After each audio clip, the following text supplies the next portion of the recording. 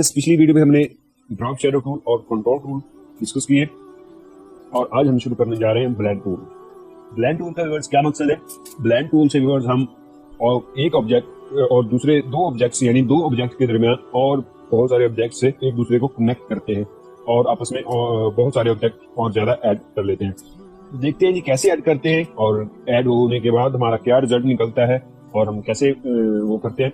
हम पहले हम एक ऑब्जेक्ट बनाएंगे और सेकंड ऑब्जेक्ट लेंगे और उसके बाद हम इन दोनों को कनेक्ट कर देंगे जस्ट जैसे हम कनेक्टर टूल से। तो उसके बाद हम इनको कलर देना चाह रहे हैं, हम इनको जब कलर देंगे और सेकंड ऑब्जेक्ट को, तो आप देख सकते हैं यहाँ पर हमारा जो एक बहुत ही जबरदस्त या हम इसको कह सकते हैं जैसा यानी कि इसको हम अपनी मुख्तलिफ जो चीजें हैं बना सकते हैं, बहुत जबरदस्त चीजें इसे क्रिएट कर सकते हैं। तो सिर्फ यहाँ पर ही नहीं और यहाँ पर अगर हम इसके आगे मजीद जो कनेक्ट करना चाहें ऑब्जेक्ट तो उसके साथ भी हम कर सकते हैं। फॉर एग्जाम्पल यहाँ पर एक और ऑब्जेक्ट क्रिएट किया, यहाँ से क्रिएट किया और यहाँ पर हमने इसको कनेक्ट कर दिया और उसके बाद इसी को हम उसके साथ भी कनेक्ट कर देते हैं। तो इस तरह हमारे जो तीनों ऑब्जेक्ट आपस में कनेक्ट हो गए। तो आप देख सकते हैं यहाँ पर हमने इस तरह बहुत सारी चीजें बना सकते हैं। किस ऑब्जेक्ट को हमने ऊपर रखना है वो यहाँ से ऊपर रख सकते हैं, किस ऑब्जेक्ट को हमने नीचे रखना है वो उसको नीचे रख सकते हैं। इस तरह हम बहुत सारी चीजें बना सकते हैं, बहुत ही जबरदस्त चीजें बल्कि बना सकते हैं। उसके बाद यहाँ पर इसके प्रीसेट्स अवेलेबल है, जैसा आप प्रीसेट अप्लाई करेंगे वैसा प्रीसेट जो है वो इस पर अप्लाई हो जाएगा। यहाँ पर सिलेक्ट करेंगे प्रीसेट, यहाँ पर जैसा आप चाहें वो अप्लाई कर सकते हैं। ऑब्जेक्ट यहाँ पर हमें सिलेक्ट करना है हो जाएगा। तो इस तरह हम यानी कि हम कर सकते हैं। बहुत जबरदस्त टूल है। वैसे तो मैं सबके साथ यही कहता हूँ कि ये भी बहुत जबरदस्त टूल है, ये भी बहुत जबरदस्त टूल है। तो एक्चुअली हम हर टूल के साथ बहुत सारी क्रिएटिव चीजें बना सकते हैं, बहुत सारा वो उसको जबरदस्त तरीके से इस्तेमाल कर सकते हैं। तो सारे टूल ही जबरदस्त टूल्स है। कोई भी मतलब टूल ये नहीं हम कह सकते कि ये टूल नहीं से ये फालतू टूल है। कुछ एक या दो हैं जो बहुत कम हम इस्तेमाल करते हैं। तो उसके बाद हम एक और भी चीज ब्लेंड टूल के साथ उसके बाद हम यहाँ पर ऑब्जेक्ट बनाएंगे एक, उसके बाद यहाँ से हम इनको कनेक्ट करते हैं, कनेक्ट किया और यहाँ से हमने कलर फिल किए। कलर फिल करने के बाद व्यूअर्स आप जब देख रहे हैं सेंटर में ये सारे ऑब्जेक्ट्स हैं और इनको आप बिल्कुल अलग-अलग जो है वो कर सकते हैं। आप इनको ब्रेक अपार्ट करके आप इनको कर सकते हैं। इनको ब्रेक अपार्ट करने के लिए हम Ctrl+K प्रेस करते हैं तो ये हमारे ब्रेक अपार्ट हो जाएंगे। उससे पहले मैं आपको एक और चीज बताता हूँ, अगर आप इनका जो वैल्यू या इनकी तादाद बढ़ाना चाह रहे हैं तो आप ऊपर जहाँ पर 20 लिखा हो यहाँ से आप इंक्रीज कर सकते हैं। यहाँ पर जितनी आप तादाद बढ़ाना चाहें यहाँ से कर सकते हैं। फॉर एग्जाम्पल यहाँ पर हम 100 कर देते हैं तो यहाँ से हमारी तादाद जो है वो इंक्रीज हो गई है। तो इस ऐसे हम काफी चीजें जो है वो बना सकते हैं, बहुत सी जो वो काफी अच्छे तरीके से हम क्रिएटिव चीजें बना सकते हैं।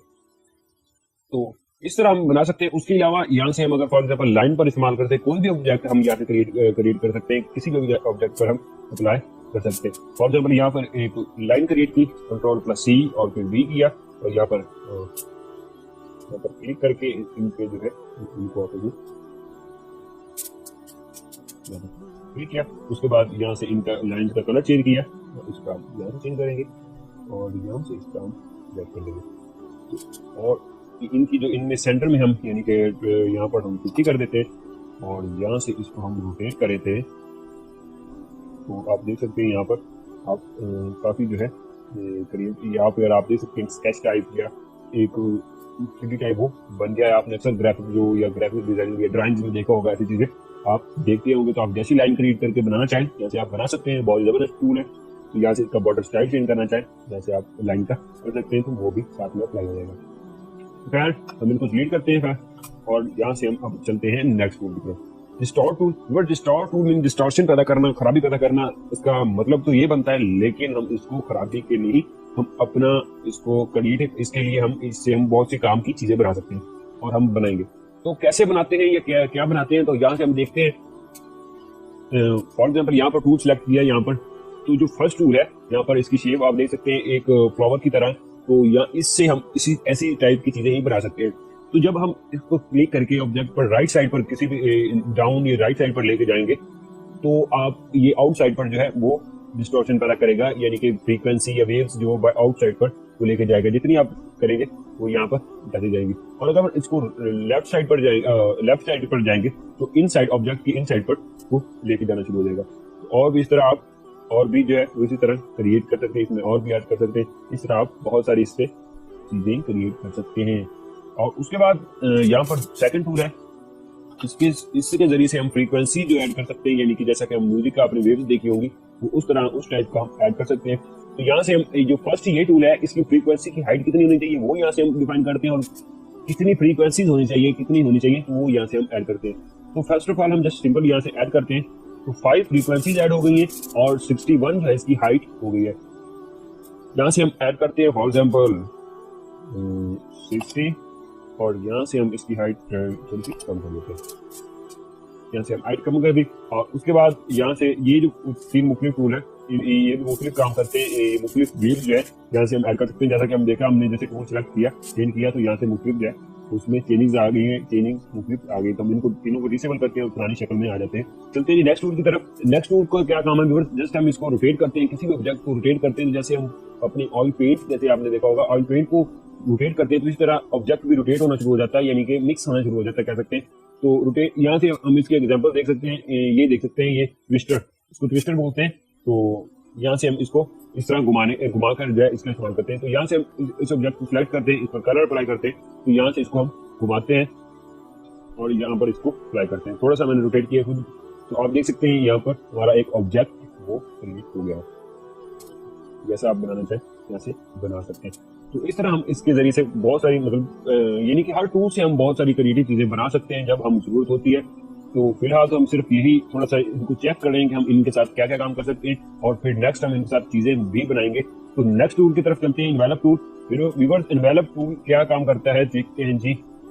फॉर एग्जाम्पल यहाँ से एक ऑब्जेक्ट लिया, तो हम शेप टूल को जब हम सिलेक्ट करके Ctrl+U करते हैं और फिर इसको सिलेक्ट करते हैं नोड को, फिर इसको करते हैं अप्लाई वो, और फिर इसको इस तरह मूव करके अपनी मर्जी का ऑब्जेक्ट बना लेते हैं और यहाँ से ऐड करते हैं नोड वगैरह जो हम करते हैं। तो इन्वेलप टूल का तकरीबन इसके सिमिलर ही काम है, तो हम वो अप्लाई करते हैं। तो यहाँ पर आप देख सकते हैं इनकी चारों साइड पर तीन जो है वो नोड्स, या एक सेंटर में नोड्स और 4 साइड पर नोड्स जो है ऐड हो गई हैं। तो अब इनको हम जस्ट ड्रैग करते हैं, वो हमारी ड्रैग होती जाएंगी, और जैसा हम ऑब्जेक्ट बनाना चाहें बना सकते हैं। जैसा कि हम फॉर एग्जाम्पल Ctrl+G करते हैं, Ctrl+G किया और यहाँ से टाइप किया, और इस तरह हम इसको अप्लाई कर सकते हैं। उसके अलावा यहाँ पर मुख्तलिफ ऑप्शन और भी अवेलेबल है, तो यहाँ से वो अप्लाई कर सकते हैं, तो जरिए से हम कर सकते हैं। तो यहाँ पर रेक्टेंगुलर या फ्री हैंड, तो यहाँ पर आप फ्री हैंड इस्तेमाल कर सकते हैं, जैसे आप बनाना चाहें वैसे बना सकते हैं, दूसरी चीज़ें आप ऐड कर सकते हैं।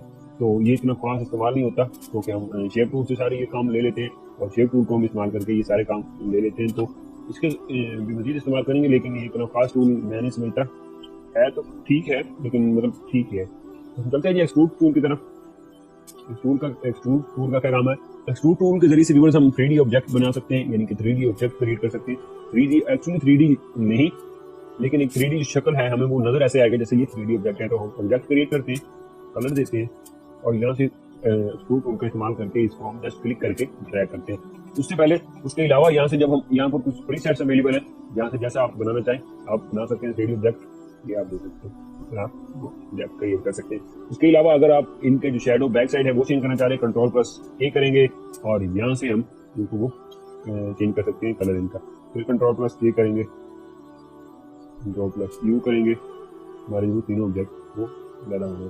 तो अगर हम दोबारा खुद से बनाते हैं ऑब्जेक्ट, यहाँ से एक्सट्रूड टूल जस्ट ड्रैग करना है, यहाँ से इसकी जो विड्थ है वो कितनी होनी चाहिए, यहाँ से जब इंक्रीज करेंगे तो यहाँ से वो इंक्रीज हो जाएगी, डिक्रीज करेंगे तो यहाँ से डिक्रीज हो जाएगी। इस तरह आप इसकी जो है वो ऐड कर सकते हैं। और यहाँ से Ctrl+K करेंगे, Ctrl+C सिलेक्ट करके हम सिलेक्ट करके इसका कलर वो चेंज कर लेते हैं। फॉर एग्जाम्पल हम जो इसका साइड बार है उसका कलर और करना चाह रहे हैं, बॉटम का और करना चाह रहे हैं, तो जस्ट हम Ctrl+U करेंगे और नीचे वाली साइड का कलर वो चेंज कर देंगे। तो इस तरह हम वो 3D ऑब्जेक्ट क्रिएट करते हैं।